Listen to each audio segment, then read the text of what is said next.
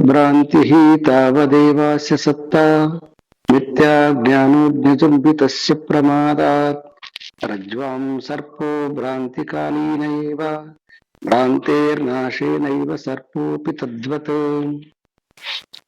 अनादित्वम् अविद्याः कार्यस्यापि तथेष्यते उत्पन्नायां तु विद्यायाम् आविद्यकम् अनाद्यपि प्रबोधे स्वप्नवत् सर्वं सह मूलं विनश्यति अनाद्यपि इदं नो नित्यं प्राग्भाव इव स्फुटम्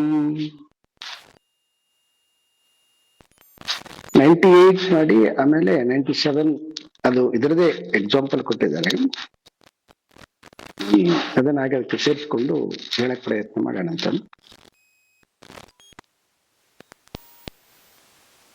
ಪ್ರಬೋಧೆ ಸ್ವಪ್ನವತ್ ಸರ್ವಂ 199 ಸಹ ಮೂಲಂ ವಿನಶ್ಯತಿ ಅನಾದಿ ಅಪಿ ಇದಂ ನೋ ನಿತ್ಯಂ ಪ್ರಾಗ್ಭಾವ ಇವ ಸ್ಫುಟಂ. ಎಲ್ಲದು 98 ಹೆಂಗಂದ್ರೆ ಅನಾದಿತ್ವಂ ಅವಿದ್ಯಾಹ ಕಾರ್ಯಸ್ಯಾಪಿ ತಥ ಇಷ್ಯತೆ ಉತ್ಪನ್ನಾಯಾಂ ತು ವಿದ್ಯಾಯಾಂ ಆವಿದ್ಯಕಂ ಅನಾದ್ಯಪಿ. ಆಚಾರ್ಯ ಶಂಕರರು ಇಲ್ಲಿ ಬುದ್ಧಿ ಮತ್ತು ಆತ್ಮನಿಗೆ ಅನ್ಯೋನ್ಯ ಅಧ್ಯಾಸವಾಗಿರ್ತಕ್ಕಂತಹದ್ದು. ಆ ಅಧ್ಯಾಸಕ್ಕೆ ಕಾರಣ ಅದನ್ನ ಅನೇಕ ರೀತಿಯಾಗಿ ತಿಳಿಸುವಂತಹ ಪ್ರಯತ್ನವನ್ನ ಮಾಡ್ತಾ ಇದ್ದಾರೆ. ಈ ಅವಿದ್ಯೆಯ ಅಂದ್ರೆ ಅವಿದ್ಯೆ ಎನ್ನುವಂತಹದ್ದು ಅದರದ ಕಾರ್ಯ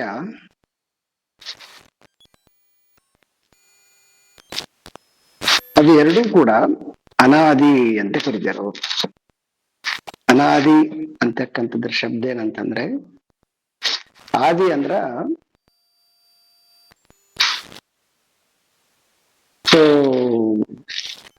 ಹಿಂದೆ ಇರ್ತಕ್ಕಂಥದ್ದು, ಹಿಂದೆ ಹುಟ್ಟತಕ್ಕಂಥದ್ದು ಆದಿ. ಅನಾದಿ ಅಂತಂದ್ರೆ ಯಾವಾಗ ಹುಟ್ಟ್ಯದ ಅಂತೇಳಿ ಅದಕ್ಕೆ ಹೇಳಕ್ ಬರೋದಿಲ್ಲ ಅಂತ.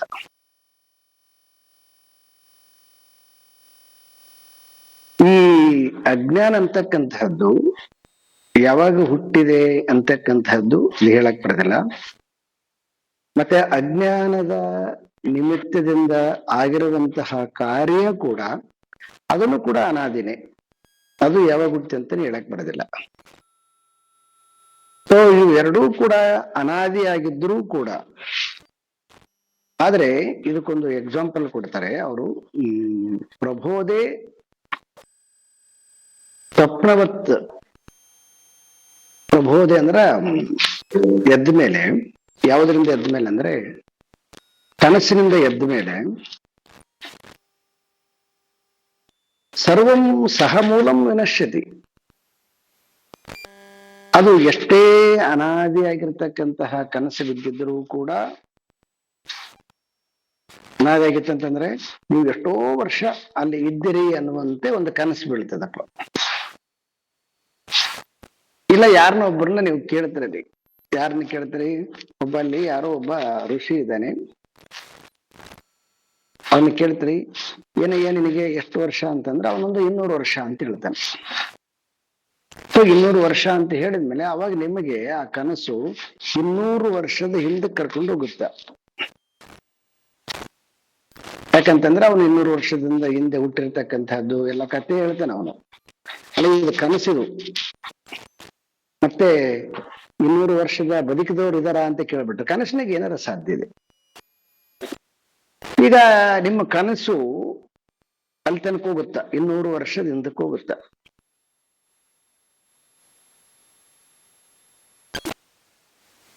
ಸೊ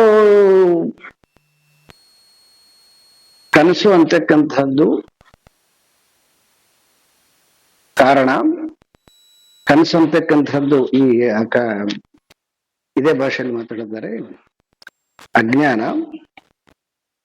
ಆ ಕನಸಿನಲ್ಲಿ ಏನು ಕಾರ್ಯ ನಡೀತದಲ್ವಾ, ನೀವು ಓಡೋದಿರ್ಬೋದು, ಮಾತನಾಡೋದಿರ್ಬೋದು, ಕೇಳೋದಿರ್ಬೋದು. ಸೊ ಏನೆಲ್ಲ ಆಕ್ಟಿವಿಟೀಸ್ ಮಾಡ್ತೀರಿ ಅದೆಲ್ಲ ಕಾರ್ಯ. ಕನಸು ಅಂತಕ್ಕಂಥದ್ದು ಸೊ ಅದು ಅಜ್ಞಾನ. ಅಜ್ಞಾನದಲ್ಲಿ ನಡೀತಕ್ಕಂಥದ್ದು ಎಲ್ಲವೂ ಕೂಡ ಕಾರ್ಯ. ಇವು ಎರಡೂ ಕೂಡ ಅನಾದಿ. ಸೊ ಯಾವ ಯಾವ ದಿನ ಯಾವಾಗ ನಾವು ಚಿಕ್ಕವರಾಗಿರೋದ್ರಿಂದನೂ ಕೂಡ ಈ ಕನಸು ಬಿಡೋದು, ನೋಡೋದು ಎಲ್ಲ ಇದೆ. ಇಷ್ಟ ಅರ್ಥ ಮಾಡಿಕೊಳ್ಳೋಣ್ರಿ. ಆದ್ರೆ ಅದು ಎಷ್ಟೇ ಸಾವಿರಾರು ವರ್ಷದ ಇತಿಹಾಸದ ಕನಸಿದ್ರು ಕೂಡ ಅದು ಎದ್ದ ಮೇಲೆ ಏನಾಗುತ್ತೆ ಅಂತಂದ್ರೆ ಪ್ರಬೋಧೆ ಅಂದ್ರೆ ಕನಸಿನಿಂದ ಎದ್ದ ಮೇಲೆ ಸೊ ಏನಾಗುತ್ತೆ ಅಂದ್ರೆ ಸರ್ವಂ ಸಮೂಲಂ ವಿನಶ್ಯತಿ. ಅದು ಎಲ್ಲಿ ಯಾವುದು ಇರೋದಿಲ್ಲ, ಎಲ್ಲವೂ ಕೂಡ ನಾಶ ಆಗೋಗ್ಬಿಡುತ್ತೆ. ನೀವು 200 ವರ್ಷದಿಂದ ಕೂಗಿರ್ತಕ್ಕಂಥದ್ದಿರ್ಬೋದು, 500 ವರ್ಷದ ಹಿಂದ್ಗಡೆ ಜನ ಹೇಗಿದ್ರಂತನಿರ್ಬೋದು, ಅವ್ರು ಏನ್ ಊಟ ಮಾಡ್ತಿದ್ರಂತನಿರ್ಬೋದು, ಅವ್ರ ಹೆಂಗ ಬಟ್ಟೆ ಹಾಕ್ಯಂತಿದ್ರಂತಿರ್ಬೋದು, ವಾಟ್ ಎವರ್. ಸೊ ಅದೆಲ್ಲವೂ ಕೂಡ ಏನಾಗುತ್ತೆ ಅಂದ್ರೆ ಅದೆಲ್ಲವೂ ಕೂಡ ನಾಶ ಆಗಿಬಿಡ್ತದೆ ಎದ್ದ ತಕ್ಷಣಕ್ಕೆ. ಯಾಕಂದ್ರೆ ಆ ಕನಸೇ ಮೊದಲು ಸುಳ್ಳು. ಕನಸು ಯಾವಾಗ ಸುಳ್ಳಾಯ್ತು ಅಂತಂದ್ರೆ ಕನಸಿನಲ್ಲಿ ನಡೆದಿರ್ತಕ್ಕಂತಹ ಎಲ್ಲಾ ಘಟನೆ ಕೂಡ ಸುಳ್ಳಾಗಿಬಿಡ್ತದೆ. ಸೊ ಈಗ ನಾವು ಒಂದ್ಸಲ ನೋಡಿದ್ವಿ, ಮತ್ತೆ ಒಂದ್ ಸ್ವಲ್ಪ ಹಿಂದಕ್ಕೆ ಬರೋಣ. 197 ರಜ್ವಾಂ ಸರ್ಪೋ ಭ್ರಾಂತಿ ಕಾಲೀನ ಏವ. ಸೊ ಇದೇ ಶ್ಲೋಕಕ್ಕನೆ ಎಕ್ಸಾಂಪಲ್ ಆಗಿ ಅವಿದ್ಯೆ ಅಂತಂದ್ರೆ ಏನು ಮತ್ತೆ ಅದರ ಕಾರ್ಯ ಅಂತಂದ್ರೆ ಏನಂತ ನೋಡೋಣಂತ. ಈಗ ಮಬ್ಬುಗತ್ತಲಲ್ಲಿ ಸೊ ಅಲ್ಲಿ ಏನಾಗಿದೆ ಅಂತಂದ್ರೆ ಅಲ್ಲಿರ್ತಕ್ಕಂತಹ ಹಗ್ಗವನ್ನ, ರಜ್ಜುವನ್ನ ನೀವೇನ್ ಮಾಡ್ತಾ ಇದ್ದೀರಿ ಅಂತಂದ್ರೆ ಸರ್ಪ ಅಂತ ನಾವೆಲ್ಲ ಭಾವಿಸ್ಕೊಂಡಿದ್ದೀವಿ. ಕತ್ತಲು ಅಂತಕ್ಕಂಥದ್ದು ಇರೋದ್ರಿಂದ ಆ ಕತ್ತಲಿನಲ್ಲಿ ಆ ವಸ್ತುವನ್ನ ಸರಿಯಾಗಿ ಗ್ರಹಣೆ ಮಾಡದೇ ಇರ್ತಕ್ಕಂತಹದ್ದು ಅದನ್ನೇನಂತ ಕರೀತಾರೆ ಅಂದ್ರೆ ಅಗ್ರಹಣ ಅಂತ ಕರೀತಾರೆ. ಅಗ್ರಹಣ ಅಂತಂದ್ರೆ ಸರಿಯಾಗಿ ಗ್ರಹಣ ಮಾಡಕ ಆಗದೆ ಇರ್ತಕ್ಕಂಥದ್ದು. ಯಾಕೆ ಅಂತಂದ್ರೆ ಅದು ಮಬ್ಬುಗತ್ತಲಿದೆ. ಯಾವಾಗ ನೀವು ಅದನ್ನ ಸರಿಯಾಗಿ ಹಗ್ಗವಾಗಿ ಗ್ರಹಣ ಮಾಡಕ ಬರದಿಲ್ವೋ ಅದನ್ನ ಶಾಸ್ತ್ರದಲ್ಲಿ ಅಗ್ರಹಣ ಗ್ರಹಣವಲ್ಲದನ್ನ ಗ್ರಹಿಸುವಿಕೆ ಗ್ರಹಣ. ಹಾಗಾಗಿ ಅದನ್ನ ಅಗ್ರಹಣ. ಯಾವಾಗ ನೀವು ಆ ಹಗ್ಗವನ್ನ ತಪ್ಪಾಗಿ ಹಾವಂತ ಯಾವಾಗ ನೀವು ಕನ್ಸಿಡರ್ ಮಾಡ್ತೀರಿ,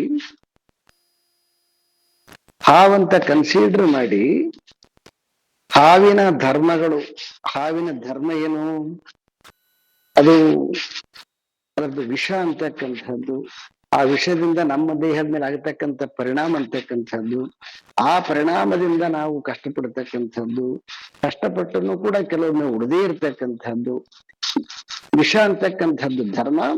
ಆ ಧರ್ಮದ ಕಾರ್ಯ ಇದೆಲ್ಲವೂ ಸೇರಿಕೊಳ್ತದೆ. ಹೀಗೆ ಹಗ್ಗವನ್ನ ಗ್ರಹಿಸದೇ ಇರ್ತಕ್ಕಂತಹದ್ದು ಅಗ್ರಹಣವಾದ್ರೆ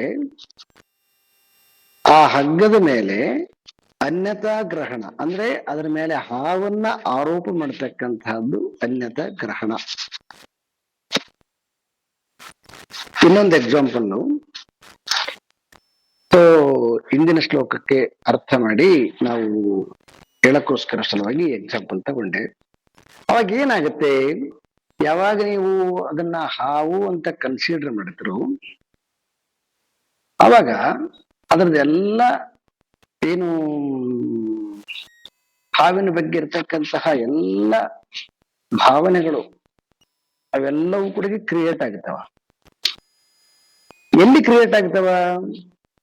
ಹಾವು ಕ್ರಿಯೇಟ್ ಆಗಿರ್ತಕ್ಕಂತಹದ್ದು, ಹಾವಿನ ವಿಷ ಕ್ರಿಯೇಟ್ ಆಗಿರ್ತಕ್ಕಂತಹದ್ದು, ಇದೆಲ್ಲವೂ ಕೂಡ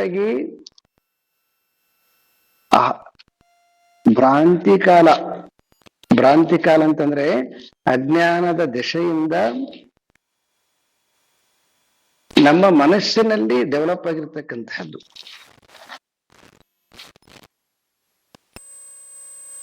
ಅದೇ ರೀತಿಯಾಗಿ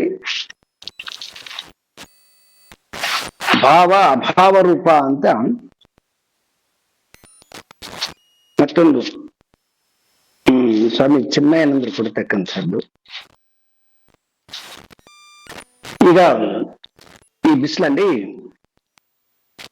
ಅಲ್ಲಿ ದೂರದಲ್ಲಿರ್ತಕ್ಕಂತಹದ್ದನ್ನ ಒಂದು ಕಪ್ಪೆ ಚಿಪ್ಪನ್ನ ಅದನ್ನ ಬೆಳ್ಳಿ ಅಂತ ಅನ್ಕೊಳ್ತೀವಿ. ಆ ಕಪ್ಪೆ ಚಿಪ್ಪನ್ನ ಸರಿಯಾಗಿ ಕಾಣದೇ ಇರತಕ್ಕಂತಹದ್ದು ಎರಡು ಸಂಗತಿಗಳು. ಒಂದು, ಆ ಸೂರ್ಯನ ಬೆಳಕು ಬಿದ್ದಿರೋದ್ರಿಂದ ಆ ಕಪ್ಪೆ ಚಿಪ್ಪಿನ ಒಂದು ಭಾಗ ಶೈನಿಂಗ್ ಇರೋದ್ರಿಂದ ಆ ಶೈನಿಂಗ್ ಇರ್ತಕ್ಕಂತಹ ಭಾಗ ಅಷ್ಟೇ ದೂರದಿಂದ ಅದು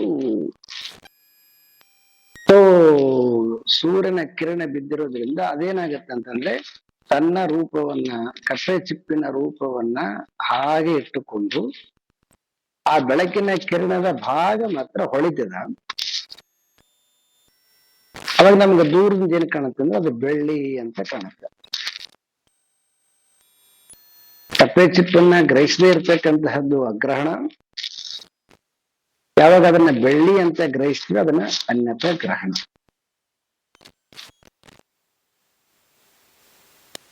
ಅದನ್ನು ಓಡ್ತಕ್ಕಂತಹದ್ದು ಇದೆಲ್ಲವೂ ಕೂಡ ಅದರದ್ದು ಕಾರ್ಯ.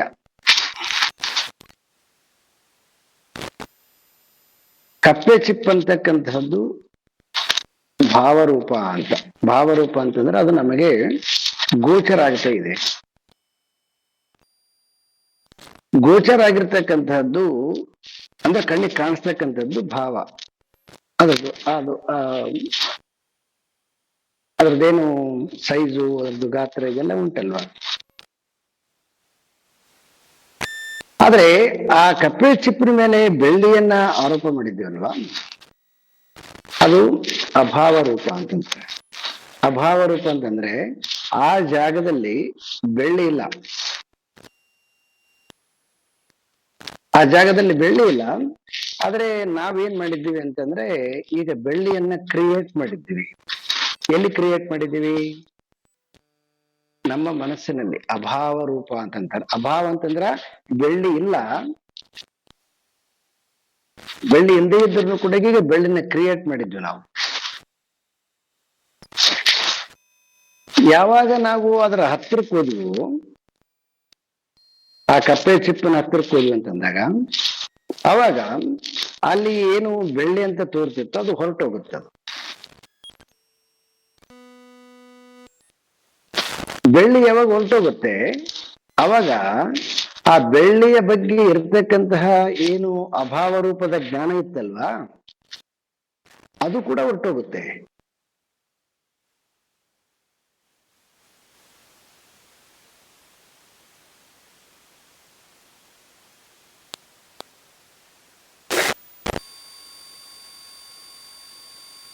ಯಾವಾಗ ನಾವು ಅದರ ಹತ್ರಕ್ಕೆ ಹೋಗೋದಿಲ್ವೋ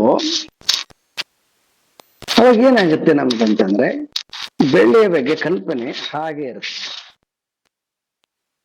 ಬೆಳ್ಳಿಯ ಬಗ್ಗೆ ಭವಿಷ್ಯ ಕಾಣ್ಬೋದು, ಬೆಳ್ಳಿಯ ಬಗ್ಗೆ ಭವಿಷ್ಯದ ಜೊತೆಗೆ ನಿಮ್ಗೆ ಮತ್ತೆ ಯಾರ ಕದ್ಕೊಂಡೋದ್ರೆ ಹೇಗಂತ ಅನ್ಬೋದು, ಏನೇನು ರೂಪ ತಾಳ್ಬೋದು. ಸೊ ಅದೇ ರೀತಿಯಾಗಿ ಇಲ್ಲಿ ನಮ್ಮ ಆತ್ಮ ಅಂತಕ್ಕಂತಹದ್ದು ಕಪ್ಪೆ ಚಿಪ್ಪಿನ ಸ್ಥಾನದಲ್ಲಿ ನಮಗೆ ಶಂಕರರು ಪರಿಚಯ ಮಾಡಿಸ್ತಾ ಇದ್ದಾರೆ.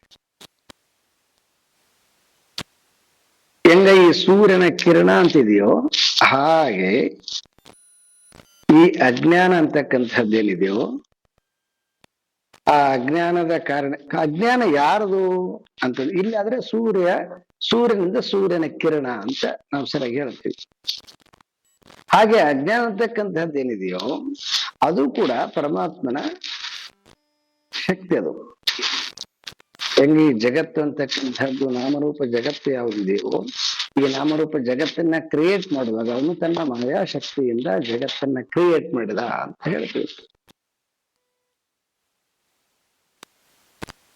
ಸೊ ಆ ಮಾಯಾಶಕ್ತಿ ಅಂತಕ್ಕಂತಹದ್ದೇನಿದೆಯೋ ಅದು ಇಲ್ಲಿ ಹೆಂಗ ಸೂರ್ಯನ ಕಿರಣ ಕಪ್ಪೆ ಚಿಪ್ಪಿನ ಮೇಲೆ ಬಿದ್ದ ಮೇಲೆ ತಪ್ಪಾಗಿ ಬೆಳ್ಳಿ ಅಂತ ಹೆಂಗ ತೋರ್ತೇವೋ ಹಾಗೆ ಅಲ್ಲಿ ಸ್ವತಃ ನಾವು ಆತ್ಮಸ್ವರೂಪರಾಗಿದ್ದರೂ ಕೂಡ ಆ ಪರಮಾತ್ಮನ ಮಾಯೆಯ ಕಾರ್ಯದಿಂದ ಈಗ ನಮ್ಮನ್ನ ನಾವು ತಪ್ಪಾಗಿ ಏನ್ ಅನ್ಕೊಂಡಿದ್ದೀವಿ ಅಂತಂದ್ರ ಹೆಂಗ ಅದನ್ನ ದೂರದಲ್ಲಿರ್ತಕ್ಕಂಥದ್ದನ್ನ ಬೆಳ್ಳಿ ಅಂತ ಅನ್ಕೊಂಡೆವು, ಹಾಗೆ ಇಲ್ಲಿ ನಾವು ನಮ್ಮನ್ನ ನಾವು ಜೀವ ಅಂತ ಅನ್ಕೊಂಡಿದ್ದೀವಿ. ಈ ಪರಮಾತ್ಮನ ಮಾಯಾ ಶಕ್ತಿ ಮತ್ತು ಮಾಯಾಶಕ್ತಿಯಿಂದ ಕಾಣಿಸಿಕೊಂಡಿರ್ತಕ್ಕಂತಹ ಈ ಜೀವಭಾವ, ಪರಮಾತ್ಮನ ಮಾಯಾಶಕ್ತಿ ಅಂತಕ್ಕಂತಹದ್ದು ಅದು ಅಜ್ಞಾನ. ಆ ಅಜ್ಞಾನದಿಂದ ಕಾಣಿಸಿಕೊಂಡಿರ್ತಕ್ಕಂತಹ ಜೀವಭಾವ ಇದು ಅದರ ಕಾರ್ಯ. ಪ್ರಬೋಧೆ ಅಂತ ಶಬ್ದ ಪ್ರಯೋಗ ಮಾಡಿದ್ದಾರೆ.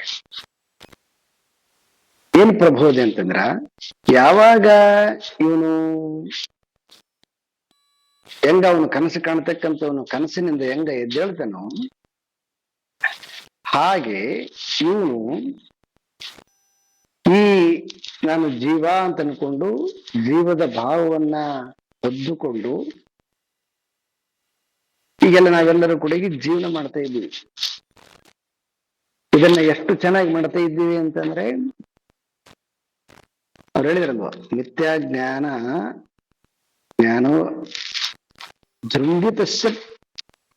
ಜೃಂಭಿತಸ್ಯ ಅಂದ್ರೆ ಅತ್ಯಂತ ರಂಜನೀಯವಾಗಿ.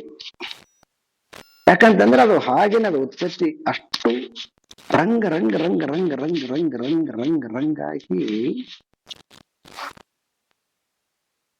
ಅನಂತ ಬಣ್ಣಗಳಿಂದ ಕಂಗೊಳಿಸಿಬಿಡುತ್ತೆ ಭಾವನೆಗಳು.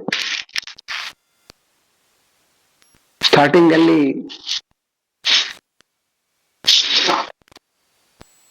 ಎಂಗೇಜ್ಮೆಂಟ್ ಆದಾಗ, ಮದುವೆ ಆಗುವಾಗ, ಒಂದು ಮಗು ಆಗುವಾಗ, ಇಲ್ಲ ಅಂತಂದ್ರೆ ಸ್ಟಾರ್ಟಿಂಗ್ ಅಲ್ಲಿ ಲವ್ ಮಾಡುವಾಗ ಎಷ್ಟು ರಂಗ್ ಇರುತ್ತಲ್ವಾ.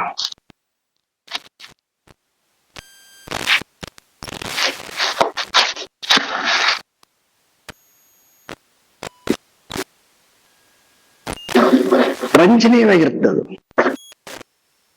ಅದು ಯಾಕೆ ಅಂತಂದ್ರೆ ಅಲ್ಲಿ ಏನಾಗಿದೆ ಅಂತಂದ್ರೆ, ಇಲ್ಲಿ ಹಂಗ ನಾವು ಪರಮಾತ್ಮನ ಮಾಯಾಶಕ್ತಿ ಅಂತ ಕರೀತೀವಿ, ಅಲ್ಲಿ ಆ ಕಾಮ ಅಂತಕ್ಕಂಥದ್ದು ಆ ವಸ್ತುವಿನ ಮೇಲೆ ಆರೋಪ ಮಾಡಿಬಿಡ್ತೀವಿ. ಅದು ಹೆಣ್ಣನಾಗ್ಲಿ, ಗಂಡಾಗಿತ್ತಂದ್ರೆ ಹೆಣ್ಣು, ಹೆಣ್ಣಾಗಿತ್ತಂದ್ರೆ ಗಂಡು. ತನ್ನ ಕಾಮವನ್ನ, ತನ್ನ ಬಯಕೆಯನ್ನ ಅದ್ರ ಮೇಲೆ ಆರೋಪ ಮಾಡಿ, ಆ ವ್ಯಕ್ತಿಯ ಮೇಲೆ, ಹೆಂಗಸಿನ ಮೇಲೆ ಆರೋಪ ಮಾಡಿ ಅಲ್ಲಿ ನಮ್ದೇ ಆಗಿರ್ತಕ್ಕಂಥ ಭಾವನೆಗಳನ್ನ ಉತ್ಪತ್ತಿ ಮಾಡ್ತೀವಿ. ಅವನಲ್ಲಿ ಇಲ್ವೇ ಇಲ್ಲ ಆ ಭಾವನೆಗಳು ವಸ್ತುತಃ.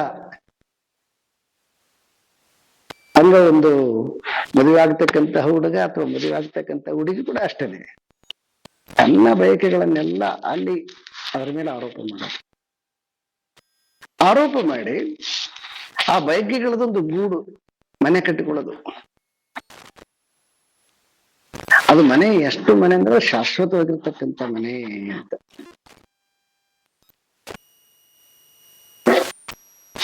ಸೊ ಇದು ನಿಧಾನವಾಗಿ ಯಾವಾಗ ಆ ಕಾಮ ಅಂತಕ್ಕಂತಹದ್ದು ಯಾವಾಗ ಅದು ಪ್ರೀತಿಯಾಗಿ ತಿರುಗಿ ಎಷ್ಟು ದಿವಸ ಪುಣ್ಯದಿಂದ ಆ ಪ್ರೀತಿ ವಿಜೃಂಭಿಸ್ತದೆ, ಅಷ್ಟು ದಿನ ತುಂಬಾ ಸೊಗಸಾಗಿರುತ್ತದೆ.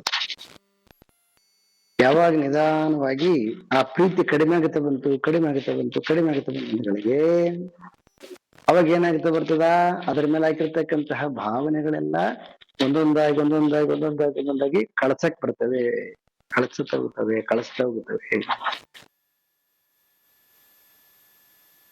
ಯಾವಾಗ ಸಂಪೂರ್ಣವಾಗಿ ಪ್ರೀತಿ ತೆಗೆದು ಬಿಟ್ರು ಅವಾಗ ಏನೆಲ್ಲ ಅದ್ರ ಮೇಲೆ ಗೂಡು ಕಟ್ಟಿದ್ರಲ್ವಾ ಭಾವನೆಗಳು, ಅವು ಎಲ್ಲವೂ ಕೂಡ ನಾಶ ಆಗ್ಬಿಡ್ತಾವ.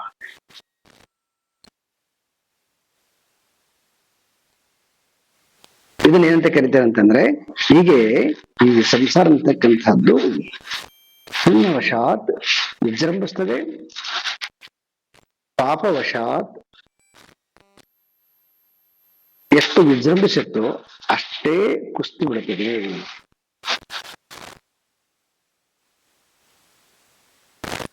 ಇದು ಯಾವಾಗ್ಲಿಂದ ಅದ, ಇದು ಯಾವಾಗ್ಲಿಂದ ಅದ ಅಂದ್ರೆ ಅನಾದಿ ಕಾಲದಿಂದ ಅದ ಅಂತ. ಅನಾದಿ ಕಾಲದಿಂದ ಅದ ಅಂತಂದ್ರೆ ಇದಕ್ಕೆ ಯಾರು ಟ್ರೈನಿಂಗ್ ಕೊಡುದಿಲ್ಲ. ಹೆಂಗ್ ಲವ್ ಮಾಡ್ಬೇಕು, ಹೆಂಗ್ ಸಂಸಾರ ಮಾಡ್ಬೇಕು, ಹೆಂಗ್ ಪ್ರೀತಿಸ್ಬೇಕು,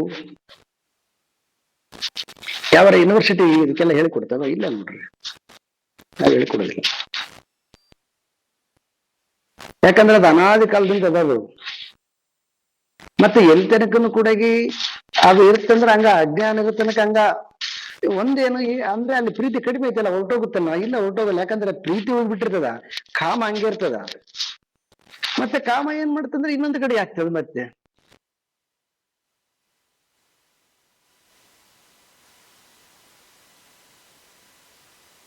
ಹೀಗೆ ಈ ನಮ್ಮ ಜೀವನ ಅನಾದಿ ಕಾಲದಿಂದ ಈ ಅಜ್ಞಾನ ಮತ್ತು ಅಜ್ಞಾನದ ಕಾರ್ಯ ಇದೇ ನಮ್ಮ ಲೈಫ್.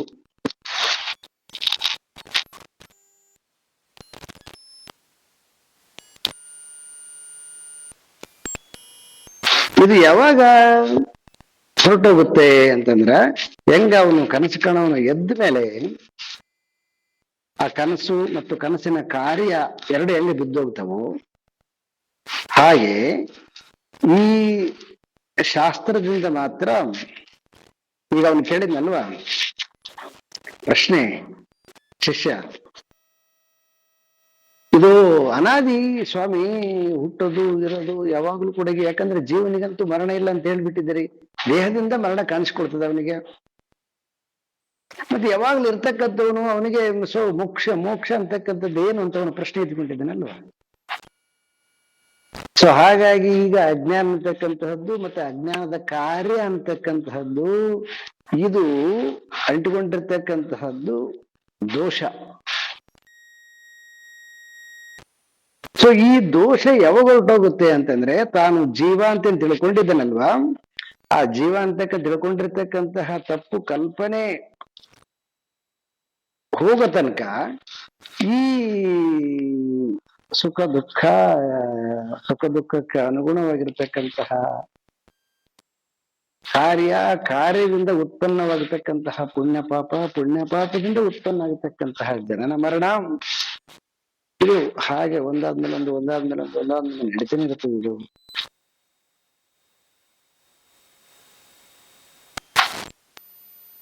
ಎಲ್ಲಿ ತನಕ ಅಂತಂದ್ರೆ, ನಾವ್ ಎಲ್ಲಿ ತನಕನೂ ಕೂಡ ಇದನ್ನ ಪ್ರಶ್ನೆ ಮಾಡೋದಿಲ್ಲ, ಅಲ್ಲಿ ತನಕ ನಡೀತಾನೆ ಇರ್ತದೆ. ಸುಸ್ತಾದ್ಮೇಲೆ ಮಲ್ಕೊಳ್ತೀವಿ, ಮತ್ತೆ ಎದ್ಮೇಲೆ ಮತ್ತೆ ಹೆಂಗ ಕೆಲಸ ಮಾಡ್ತೀವಿ ನೋಡಿ, ಹಂಗೆ ಸುಸ್ತು ಮಾಡಿಕೊಳ್ಳೋದು, ಚೆನ್ನಾಗಿ ಕೆಲಸ ಮಾಡೋದು, ಸುಸ್ತಾಯ್ತು ಅನ್ನೋದು, ಮಲ್ಕೊಳ್ಳೋದು, ರೆಸ್ಟ್ ಆದ್ಮೇಲೆ ಮತ್ತೆ ಎದ್ದೇಳೋದು, ಮತ್ತೆ ಮಾಡೋದು.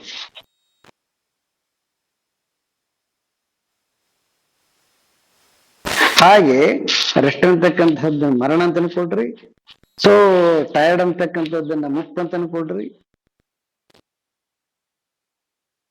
ಕಾರ್ಯ ಅಂತಕ್ಕಂಥದ್ದನ್ನ ಚೆನ್ನಾಗಿರತಕ್ಕಂಥ ಜೀವನ ಅಂತ ಅನ್ಕೊಳ್ರಿ. ಹೀಗಿದು ಚಕ್ರ ನಿರಂತರವಾಗಿ. ಅದಕ್ಕೆ ಅದನ್ನ ಅನಾದಿ ಅಂತಕ್ಕಂಥ ಶಬ್ದಕ್ಕೆ ಇಷ್ಟನ್ನ ಜೋಡಿಸ್ಬೇಕಾಯ್ತು.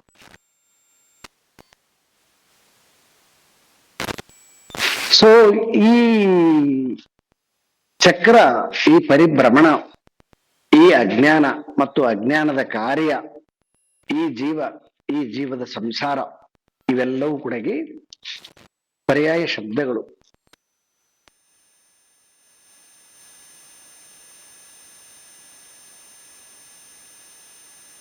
ಇದು ಎಲ್ಲದರಿಂದ ಹೊರಗಡೆ ಆಚೆ ಬರ್ಬೇಕು ಅಂತಂದ್ರೆ ಅವನೇನ್ ಮಾಡ್ಬೇಕು ಅಂತಂದ್ರೆ, ಅವನಿಗೆ ಎದ್ದೇಳ್ಬೇಕು, ಅವನು ಎಚ್ಚರ ಆಗ್ಬೇಕು. ಪ್ರಬೋಧಯೇ,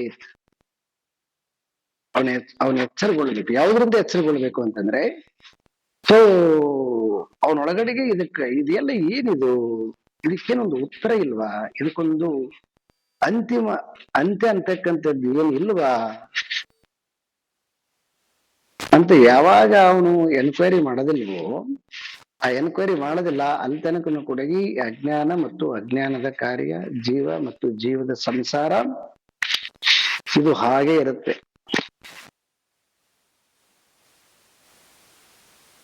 ಆದ್ರೆ ಇವಾಗ ಅವನು ಶಿಷ್ಯ ಹಾಗಿಲ್ಲ, ಅವನು ಎಚ್ಚರಾಗಿದ್ದಾನೆ. ಅವನು ಎಚ್ಚರಾಗಿರೋ ಒಂದು ಪ್ರಶ್ನೆ ಕೇಳಿದ್ದಾನೆ. ಅದಕ್ಕೆ ಶಂಕರ್ ಹೇಳ್ತಾ ಇದ್ದಾರೆ, ಸೊ ಎಷ್ಟು ಅನಾದಿ ಮತ್ತು ಅದು ಅನಂತ ಅಂತ ಕಂಡ್ರು ಕೂಡ ಅದು ಇರಕ್ ಸಾಧ್ಯ ಇಲ್ಲ. ಯಾಕಂತಂದ್ರೆ ಅದು ಅಜ್ಞಾನದಿಂದ ಹುಟ್ಟಿರ್ತಕ್ಕಂಥದ್ದು. ಅಜ್ಞಾನದಿಂದ ಹುಟ್ಟಿರ್ತಕ್ಕಂಥದ್ದು ಅದು ನಾಶ ಆಗ್ಲಿಕ್ಕೆ ಬೇಕದು.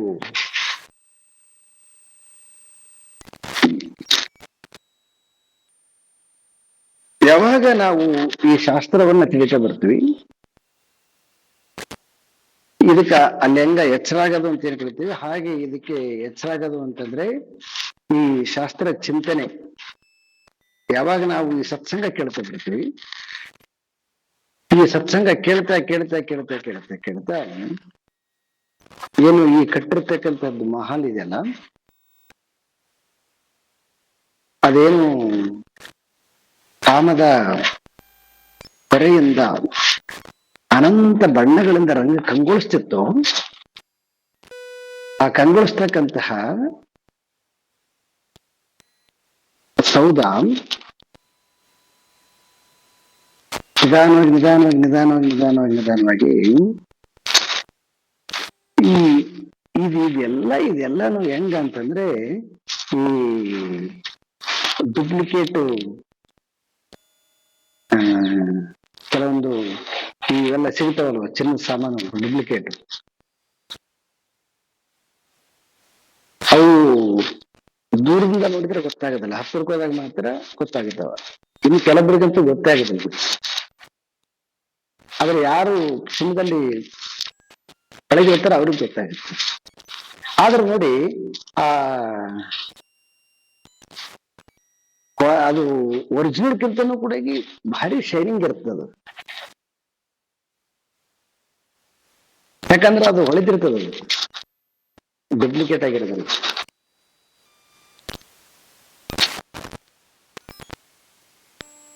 ಹಾಗೆ ಇದೆಲ್ಲನೂ ಜೀವನದಿಂದ ಕಲ್ಪಿಸಲ್ಪಟ್ಟಿರ್ತಕ್ಕಂಥದ್ದು ಹೆಂಗಂತಂದ್ರೆ ಇದು ರಿಯಾಲಿಟಿ ಇಲ್ಲದೆ ಇರ್ತಕ್ಕಂಥದ್ದು.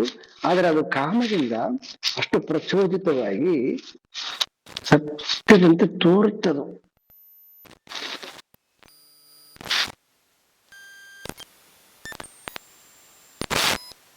ಸತ್ಯದಂತೆ ತೋರುತ್ತೆ. ಆದ್ರೆ ಸತ್ಯ ಗೊತ್ತಾಗುತ್ತೆ. ಗೊತ್ತಾದ್ರೂ ಕೂಡ ಒಂದು ಏಜ್ ಆದಾಗ, ಒಂದು ಕೈ ಕೊಟ್ಟಾಗ, ಡಿವೋರ್ಸ್ ಆದಾಗ ಇಂಥವೇನ ಘಟನೆಗಳೆಲ್ಲ ಗೊತ್ತಾಗುತ್ತದೆ ರಿಯಾಲಿಟಿ. ಮತ್ತೆ ಗೊತ್ತಾದ್ರೂ ಕೂಡ ಮತ್ತೆ ಇನ್ನೊಂದು ಕಡೆಗೆ ಬೇಕಾಗತ್ತೆ ಬಿಟ್ರೆ ಇದು ಇದು ಇದು ಹೀಗೆ ಅಂತಕ್ಕಂಥದ್ದು ವಿಚಾರ ಮಾಡಕ್ ಬರೋದಿಲ್ಲ ಮನುಷ್ಯನಿಗೆ. ಆದ್ರೆ ಯಾರು ಇದನ್ನ ವಿಚಾರ ಮಾಡ್ತಾರೆ ಆವಾಗ ಅದನ್ನ ಅವರು ಪರಿಶೋಧಿಸ್ಬೇಕಾಗತ್ತೆ. ಪರಿಶೋಧಿಸ್ತಾ ಬಂದ್ರು ಅಂತಂದಾಗ ಅವಾಗ ಗೊತ್ತಾಗತ್ತೆ. ಸೊ ಶಾಸ್ತ್ರ ಪರೋಕ್ಷವಾಗಿ ನಮಗೆ ತಿಳಿಸುತ್ತೆ, ನೀನು ವಸ್ತುತಃ ಆತ್ಮಸ್ವರೂಪನಾಗಿದ್ದೀಯಾ. ಈ ಜೀವ ಅಂತಕ್ಕಂತಹದ್ದು ಅಜ್ಞಾನದ ದಶೆಯಿಂದ ಇನ್ಮೇಲೆ ಆರೋಪ ಆಗಿರ್ತಕ್ಕಂಥದ್ದು. ಯಾವಾಗ ನಮಗೆ ಈ ಆತ್ಮಸ್ವರೂಪದ ಜ್ಞಾನ ಆಗ್ತಾ ಬರ್ತದೆ ಆವಾಗ ಅಗ್ರಹಣವಾಗಿರ್ತಕ್ಕಂಥದ್ದು ಜೀವ, ಮತ್ತೆ ಅಗ್ರಹಣದ ಕಾರ್ಯ ಏನಿದೆಯೋ, ನಾನು ದೇಹ, ನಾನು ಮನಸ್ಸು, ನಾನು ಗಂಡ, ನನ್ನ ಹೆಂಡತಿ, ನನ್ನ ಮಗ, ನಾನು ಅಂತವನು ಇಂಥವನು ಅಂತಕ್ಕಂಥದ್ದು ಏನು ಕಾರ್ಯ ಇದೆಯೋ ಇದು ಎಲ್ಲ ಕಾರ್ಯಗಳು ಕೂಡ ಬಿದ್ದೋಗ್ತಾ ಬರ್ತದೆ.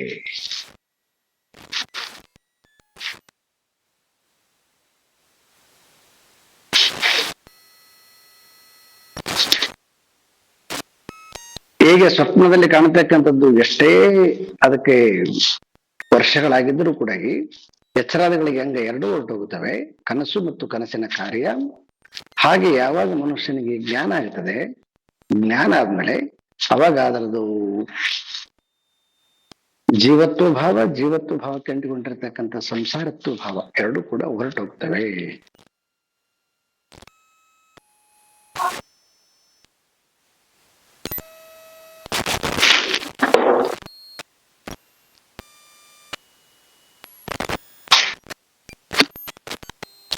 ಪ್ರಬೋಧೆ ಸ್ವಪ್ನವತ್ ಸರ್ವಂ ಸಹಮೂಲಂ ವಿನಶ್ಯತಿ ಅನಾದ್ಯ ಅಪಿ ಇದಂ ನೋ ನಿತ್ಯಂ ಪ್ರಾಗ್ಭಾವ ಇವ ಸ್ಫುಟಂ. ಪ್ರಾಗ್ಭಾವ, ಪ್ರಾಗ್ಭಾವ ಅಂತ ಸೇರಿಸಿದ್ದಾರೆ ಇಲ್ಲಿ. ಪ್ರಾಗ್ಭಾವ ಅಂತಂದ್ರೆ ಪ್ರಾಗ್ ಅಂದ್ರೆ ಹುಟ್ಟು ಅಂತ ಅರ್ಥ, ಭಾವ ಅಂತಂದ್ರೆ ಕಾಣಿಸಿಕೊಳ್ತಕ್ಕಂಥದ್ದು. ಈ ಪ್ರಾಗ್ಭಾವ ಮತ್ತು ಪ್ರಧ್ವಂಸ ಭಾವ ಪಂಚದಶೆಯಲ್ಲಿ ಕೇಳಿದವರಿಗೆ ಚೆನ್ನಾಗಿ ಅರ್ಥ ಆಗತ್ತ. ಆದ್ರೂ ಕೂಡ ಇಲ್ಲಿ ಸಬ್ಜೆಕ್ಟ್ ಬಂದಿದೆ, ಒಂದ್ ಸ್ವಲ್ಪ ಹೇಳೋಣ ಇದನ್ನ. ಪ್ರಾಗ್ಭಾವ ಅಂತಂದ್ರೆ ಈಗ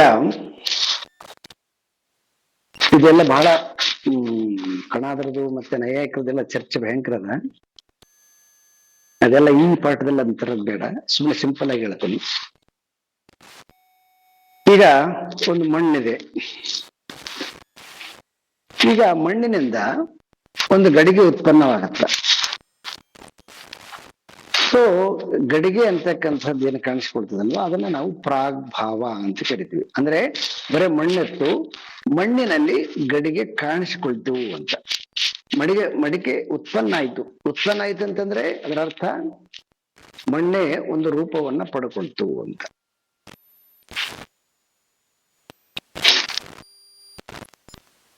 ಈಗ ಈ ಗಡಿಗೆ ಅಂತಕ್ಕಂಥದ್ದನ್ನ ಯಾವಾಗ ನೀವು, ಈಗೆಲ್ಲ ಪರಿಚಯ ಅದ ಗಡಿಗೆ ಅಂತಕ್ಕಂಥದ್ದು.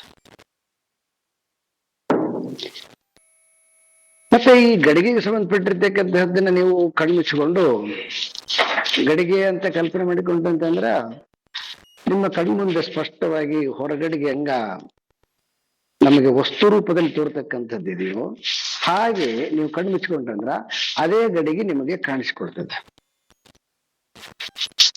ಒಂದು ಅನಾದಿ ಅನ್ನೋದಕ್ಕೆ ಒಂದು ಎಕ್ಸಾಂಪಲ್ ನಿಮಗೆ ಒಂದಿಷ್ಟು ಅಂದ್ರೆ ನಿಮ್ಗೆ ಒಂದಿಷ್ಟು ಬುದ್ಧಿಗೆ ಕೆಲಸ ಕೊಡ್ತೀನಿ. ಈಗ ಅದು ಗಡಿಗೆಯನ್ನ ನೋಡಿ ಕಣ್ಮುಚ್ಚಿಕೊಂಡಾಗ ಕಲ್ಪನೆಯಲ್ಲಿ ಆ ಏನು ಭಾವ ಬಂತಲ್ಲ, ಗಡಿಗೆಯ ಭಾವ, ಅದು ಈ ಗಡಿಗೆಯನ್ನು ನೋಡಿ ಬಂತ ಇಲ್ಲ ಅದು ಮೊದಲೇ ಇತ್ತ?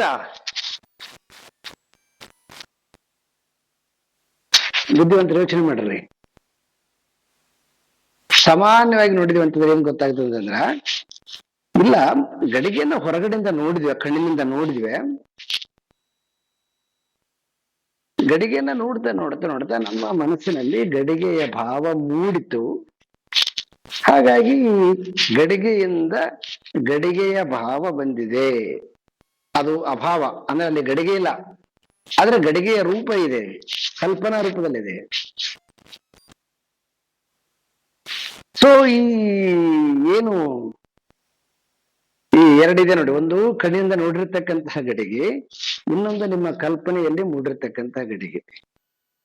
ಇದ್ರದ್ದು ಹುಟ್ಟು ಯಾವುದು ಹೇಳ್ರಿ ನೋಡೋಣ. ಗಡಿಗೆಯನ್ನ ನೋಡೋದ್ರಿಂದ ಒಳಗಡೆಗೆ ಆ ರೂಪ ಬಂತ, ಇಲ್ಲ ಆ ರೂಪದ ಪರಿಕಲ್ಪನೆ ಇರೋದ್ರಿಂದ ಮಣ್ಣಿನಿಂದ ಗಡಿಗೆಯನ್ನ ಮಾಡಿದ್ವಿ.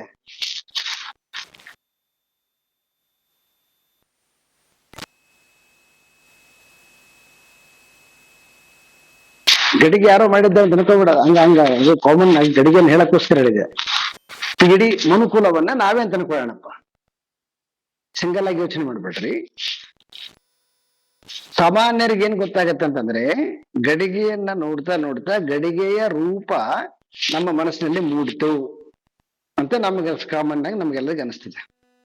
ಆದ್ರೆ ಮತ್ತೆ ಗಡಿಗೆಯನ್ನು ಸೃಷ್ಟಿ ಮಾಡಿದವನಂತ ಪರಮಾತ್ಮಲ್ಲ ಅಲ್ವಾ? ಗಡಿಗೆಯನ್ನ ಸೃಷ್ಟಿ ಮಾಡಿದವ್ರು ನಾವೇ. ಮತ್ತೆ ಸೃಷ್ಟಿ ಮಾಡ್ಬೇಕಾದ್ರೆ ಅಂತಂದ್ರ ಆ ಕಲ್ಪನೆ ಮಣ್ಣಿನ ನೋಡಿ ಎಲ್ಲಿಂದ ಬಂತದು?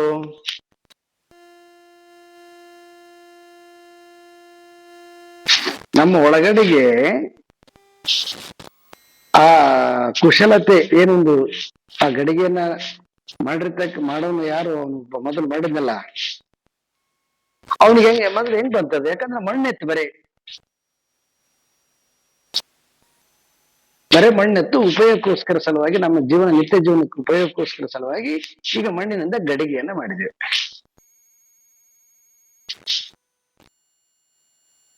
ಗಡಿಗೆಯನ್ನ ನೋಡಿ ಭಾವ ಬಂತ, ಇಲ್ಲ ಅಭಾವದಲ್ಲಿರ್ತಕ್ಕಂಥದ್ದು ಭಾವವಾಗಿ ಬಂತ?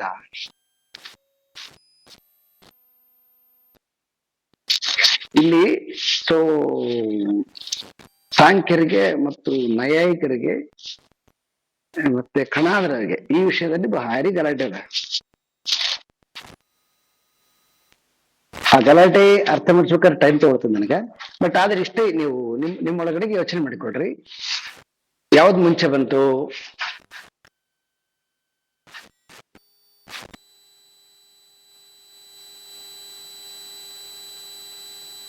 ಅರ್ಥ ಆಯ್ತರ? ಇದು ಲಾಜಿಕ್ ಅರ್ಥ ಆಯ್ತಾ?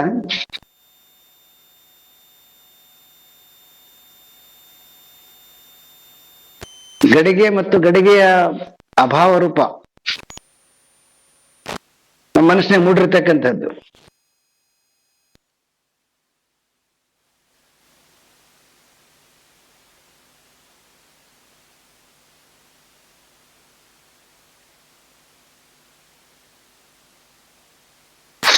ಕೇಳಿಸ್ತಾ ಇದೆಯಾ ಎಲ್ಲರಿಗೆ?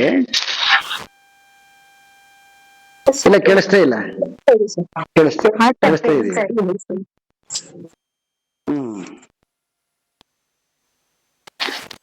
ಯಾವ್ದ್ರಿಂದ ಯಾವ್ದು ಬಂತು sir? Necessity is the mother of invention ಅಂತ ಹೇಳ್ತಾರಲ್ಲ ಸರ್. ಸೊ ಅವಶ್ಯಕತೆಗೋಸ್ಕರ ಮನಸ್ಸಿನಲ್ಲಿ ಕುಶಲತೆ ಮೂಡಿ ಬಂತು ಅಂತ ಹೇಳ್ಬೋದು ಸರ್. ಅಂದ್ರೆ ಗಡಿಗೆ ಅಂತಕ್ಕಂಥದ್ದು ಹೊರಗಿನಿಂದ ಒಳಗಡೆ ಬಂದಿರೋದಲ್ಲ, ಆಲ್ರೆಡಿ ಇತ್ತು ಅಂತ ನೀವು ಹೇಳಿದಂಗೆ ಹೌದಲ್ವಾ ಸರ್? ಅದು ಅವಶ್ಯಕತೆ what is secondary, it is secondary, but ಮನಸ್ಸಿನಿಂದ ಮೂಡದ ಅವತ್ತಾನೆ ಅಲ್ಟಿಮೇಟ್. ಮನಸ್ಸಿನಾಗ ಹೆಂಗ್ ಮೂಡಿತು? ಗಡಿಗೆಯನ್ನ ನೋಡ್ಲಾರ್ದ ಮನುಷ್ಯನಾಗ ಅದ ರೂಪ ಹೆಂಗ್ ಮೂಡಿತು?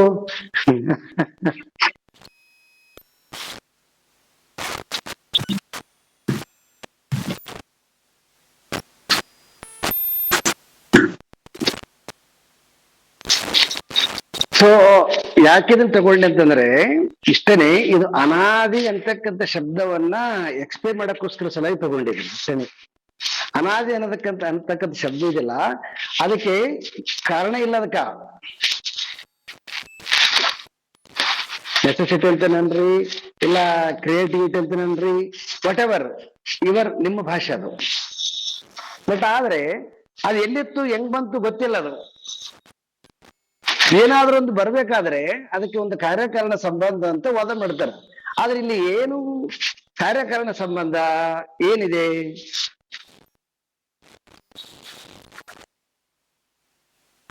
ಅದಕ್ಕೆ ಏನಂತ ಕರೆದ್ರು ಅಂತಂದ್ರೆ, ಇದನ್ನ ಒಂದೇ ಶಬ್ದದಲ್ಲಿ ಶಂಕರರು ಕರೆದಿರ್ತಕ್ಕಂಥದ್ದು, ಇದಕ್ಕೆ ಅಜ್ಞಾನ ಅಂತ ಕರೆದ್ರೆ ಇದನ್ನ. ಅದಕ್ಕೆ ಅನಾದಿಯನ್ನ ನಾವು ಎನ್ಕ್ವೈರ್ ಮಾಡ್ತಾ ಹೋಗ್ಬಾರ್ದು, ಯಾಕಂದ್ರೆ ಅದಕ್ಕೆ ಉತ್ತರ ಇಲ್ಲ ಅದಕ್ಕೆ.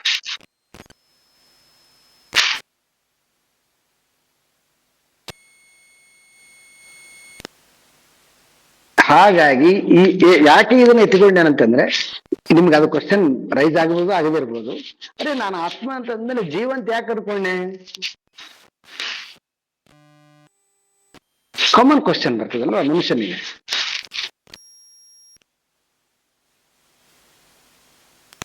ಸೊ ಹಾಗೆ ಗಡಿಗೆ ಅಂತಕ್ಕಂಥದ್ದು ಯಾಕೆ ಕ್ರಿಯೇಟಿವಿಟಿ ಯಾಕೆ ಬಂತು? ನೆಸೆಸಿಟಿ ಇದೆ. ಸೊ ನೆಸೆಸಿಟಿ ಇದೆ ಅಂತಂದ್ರೆ ಅರ್ಥ ಏನಂತಂದ್ರೆ, ಸಮಥಿಂಗ್ ಏನೋ ನಿನಗೆ ಬೇಕು ಅಂತ ಅರ್ಥ ಆಯ್ತು. ಸಮಥಿಂಗ್ ಬೇಕು ಅಂತಂದಾಗ ಅರ್ಥ ಏನಾಯ್ತು ಅಂತಂದ್ರೆ, ಯು ಆರ್ ನಾಟ್ ಪರಿಪೂರ್ಣ, ಅಪೂರ್ಣ ಅಂತ ಅರ್ಥ ಆಯ್ತು. ಸೊ ದಟ್ ಅಪೂರ್ಣನೇ, ಅದನ್ನ ನಾವು ಅಜ್ಞಾನ ಅಂತ ಕರಿತೀವಿ.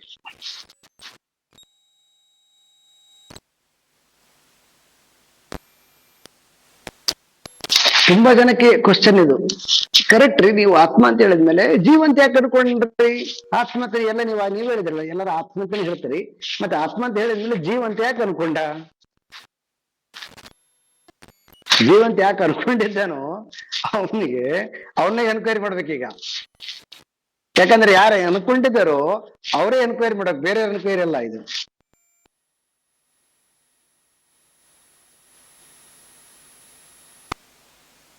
ಸೊ ಅವಾಗ ಅದಕ್ಕೆ ಉತ್ತರ ಸಿಗುತ್ತೆ. ಏನ್ ಉತ್ತರ ಸಿಗುತ್ತೆ ಅದಕ್ಕೆ ಅಂತಂದ್ರೆ, ಇದು ಎಲ್ಲವೂ ಕೂಡ ಅಜ್ಞಾನದಿಂದ ಕಾಣಿಸ್ಕೊಂಡಿರ್ತಕ್ಕಂಥದ್ದಂತ ಉತ್ತರ ಸಿಗುತ್ತೆ.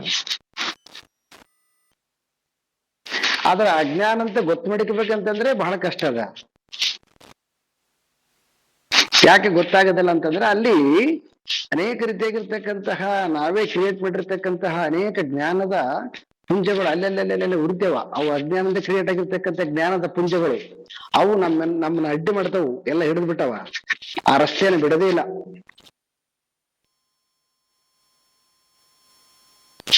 ಆ ರಸ್ತೆಯಲ್ಲಿ ಹೋಗ್ಬೇಕು ಅಂತಂದ್ರೆ ಪರಿಪೂರ್ಣವಾಗಿರ್ತಕ್ಕಂತಹ ಜ್ಞಾನದಿಂದ ಕೂಡಿರ್ತಕ್ಕಂಥ ವೈರಾಗ್ಯವಂತ ಒಬ್ಬನೇ ಮಾತ್ರ ಅದರ ಪ್ರವೇಶ ಮಾಡ್ತಾನೆ, ಉಳಿದ್ರೆ ಯಾರಿಗೆ ಸಾಧ್ಯ ಇಲ್ಲ. ಸೊ ಎಲ್ಲಿಯವರೆಗೆ ಆ ರೀತಿಯಾಗಿ ನಾವು ಜ್ಞಾನದಿಂದ ಕೂಡಿರ್ತಕ್ಕಂತಹ ವೈರಾಗ್ಯ ಅಂತಕ್ಕಂತಹ, ಸೊ ಏನು ಇದು ಹೆಂಗ ಚಳಿಗಾಲಕ್ಕೆ ರೈನ್ ಕೋಟ, ಮಳೆಗಾಲಕ್ಕೆ ರೈನ್ ಕೋಟ್ ಹಾಕ್ಯಂತೀವಲ್ವಾ, ಹಾಗೆ ಒಂದು ವೈರಾಗ್ಯ ಅಂತಕ್ಕಂಥ ಕೋಟ್ ಹಾಕೊಂಡಾಗ ಅವಾಗ ಅಲ್ಲಿ ಅದರದ್ದು ಮೂಲ ಸತ್ಯ ದರ್ಶನ ಆಗ್ಲಿಕ್ಕೆ ಸಾಧ್ಯತೆ ಅದ. ಆ ಜ್ಞಾನ ಅಂತಕ್ಕಂಥದ್ದು, ಆ ವೈರಾಗ್ಯ ಅಂತಕ್ಕಂಥದ್ದು ಅದು ಕೇವಲ ಆವೇಶದಿಂದ ಮತ್ತೆ ಅಭಾವದಿಂದ ಬರಬಾರದು. ಅದು ಪರಿಪೂರ್ಣವಾಗಿ ಹಂತ ಹಂತವಾಗಿ ಸೊ ಸ್ಟೆಪ್ ಬೈ ಸ್ಟೆಪ್ ಅರ್ಥ ಆಗ್ತಾ ಹೋಗ್ಬೇಕು, ಸ್ಟೆಪ್ ಬೈ ಸ್ಟೆಪ್ ಎದ್ದಿಡ್ತಾ ಹೋಗ್ಬೇಕು. ಆವಾಗ ಅದು ಯಾರ್ಯಾರು ಎಷ್ಟೆಷ್ಟು ಸ್ಪೀಡ್ ಆಗಿ ವರ್ಕ್ ಮಾಡ್ತೀವಿ, ಆ ವರ್ಕ್ ಮಾಡೋದ್ರ ಮೇಲೆ ತಿಳಿಯೋದು ಒಂದು ಕುಶಲತೆ. ಆದ್ರೆ ತಿಳಿರ್ತಕ್ಕಂಥದ್ದನ್ನ ಡೈಜೆಸ್ಟ್ ಮಾಡಿಕೊಳ್ತಕ್ಕಂಥದ್ದು ದೆನ್ ಅನ್ನೋದ್ರ ಒಂದು ಕ್ವಾಲಿಟಿ. ಈ ಎರಡೂ ಕ್ವಾಲಿಟಿಗಳು ಏಕಕಾಲಕ್ಕೆ ನಡೀತಾ ಹೋಗ್ತವೆ. ಆವಾಗ ಅವನು ಆ ಮೂಲ ಪ್ರಾಬ್ಲಮ್ ಏನದ ಅದನ್ನ ಅವನು ಸೊ ಕ್ರಾಸ್ ಮಾಡ್ತಾನೆ. ಇದನ್ನ ಇಂಡೈರೆಕ್ಟ್ ಆಗಿ ಶಂಕರರು ಆ ಶಿಷ್ಯನಿಗೆ ಏನು ಅವನು ಪ್ರಶ್ನೆ ಮೂಡಿತ್ತು, ಆ ಪ್ರಶ್ನೆಗೆ ಉತ್ತರ ಕೊಟ್ಟಿದ್ದಾರೆ. ದೆನ್ ಅನದರ್ 2 ಶ್ಲೋಕ ಆಲ್ಸೋ ಇಸ್ ವೆರಿ ಇಂಪಾರ್ಟೆಂಟ್ ಶ್ಲೋಕ, ಇದಕ್ಕೆ ರಿಲೇಟೆಡ್ ಆಗಿರ್ತಕ್ಕಂಥದ್ದು. ಸೊ ಅದನ್ನ ನಾಳೆ ನೋಡೋಣ ಅಂದ್ರೆ. ಓಂ ಪೂರ್ಣಮದಃ ಪೂರ್ಣಮಿದಂ ಪೂರ್ಣಾತ್ ಪೂರ್ಣಮುದಚ್ಯತೆ ಪೂರ್ಣಸ್ಯ ಪೂರ್ಣಮಾದಾಯ ಪೂರ್ಣಮೇವಾವಶಿಷ್ಯತೆ. ಓಂ ಶಾಂತಿ ಶಾಂತಿ ಶಾಂತಿ. ಹರಿ ಓಂ. ಶ್ರೀ ಗುರುಭ್ಯೋ ನಮಃ.